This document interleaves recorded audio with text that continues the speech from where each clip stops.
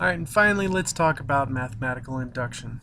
Alright, now proof by mathematical induction. Okay, basically you probably wondered, like, how can we always say that these proofs work, or how can we always say that these formulas work, and they actually work by mathematical induction. And you do have to back it up by this. Okay, so this is where we're leading to. Now, this is a lot of number theory. This will actually help you out in some parts of calculus if you're trying to prove really complex ideas. But most of the time, a lot of number theorists actually use these methods quite a bit. They go through calculus and they go, I really enjoyed that stuff in pre-calculus, and I want to go back and look at it. Okay. All right, now proof by mathematical induction is a very interesting proof. Okay. First, verify the conjecture is true for the first positive case, usually n equals 1. So verify it's true. Then assume that x is true for n equals k, in other words, any other number. Use the assumption to prove that it's also true for n equals k plus 1. And that's the interesting part right there. Let's see how this works on the first proof. Okay, so for the first one, we're going to test 1. Okay, so verify that it's true for 1. So the sum of the first positive integers should be 1. So if we plug in 1, we should get 1 times 1 plus 1, okay, all divided by 2. Okay, and if you notice, that is definitely going to turn out to be 1. So that is actually very true. The sum of 1 is 1. So we're not adding anything with it, but we're actually just working towards it. Okay, now step number 2 is assume that n times n plus 1 over 2 is true. So we are seriously just assuming that it's true right now.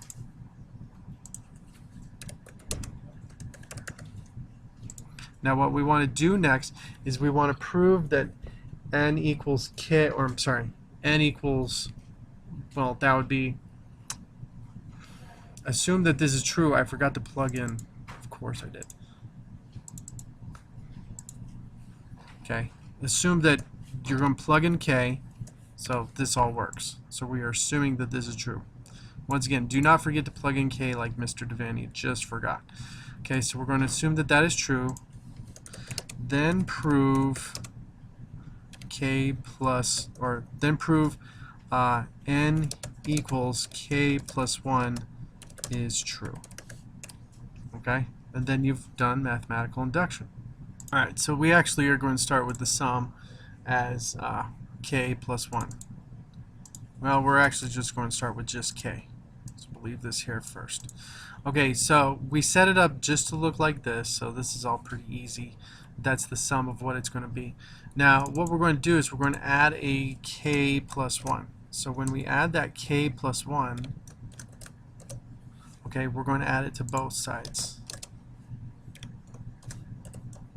Okay, which makes sense, because if you add 1 to one side, you have to add it to the other side. And this just so happens to turn out to be our k plus 1. So we add one more on top of it. Okay.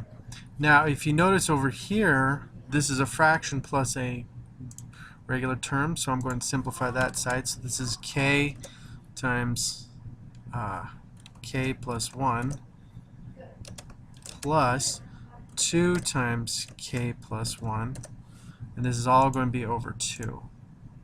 Okay, so basically I found the common denominator between these two fractions to be 2, and I added the 2 together. Okay, now if you notice, this looks a lot like factoring by grouping, because I have a k plus 1 and a k plus 1 in common with both. Okay, and like I've always said, when you factor, it makes your job a whole lot easier. Okay, so this actually turns into k plus 1 times k plus 2. Okay, and it's going to be divided by 2. Alright, now if I go back to the original problem and plug in the numbers, okay, so I've already done this and I've simplified everything to be looking like this. If I plug in k plus 1 into both of these situations, guess what I'm going to get? I'm going to get k plus 1 times k plus 1 plus 1 divided by 2. And if you notice, that is pretty much the same thing as what I began with. Okay? Or that's the same thing as what I ended up with here by using a true statement. Okay, so first off, assume that it's true, and then prove from there. Just work your way down, okay, all the way down. Okay, and if you can plug it back in and go, oh, I get the same situation in both situations, then you're good to go. Okay.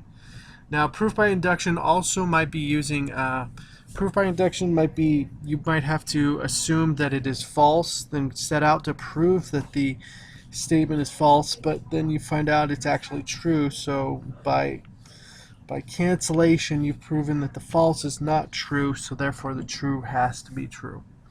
Okay, or the original statement has to be true, the k plus 1.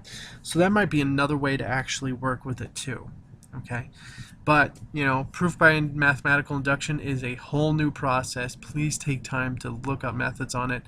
There's some really great stuff, but this is actually some really cool stuff in how mathematics is built.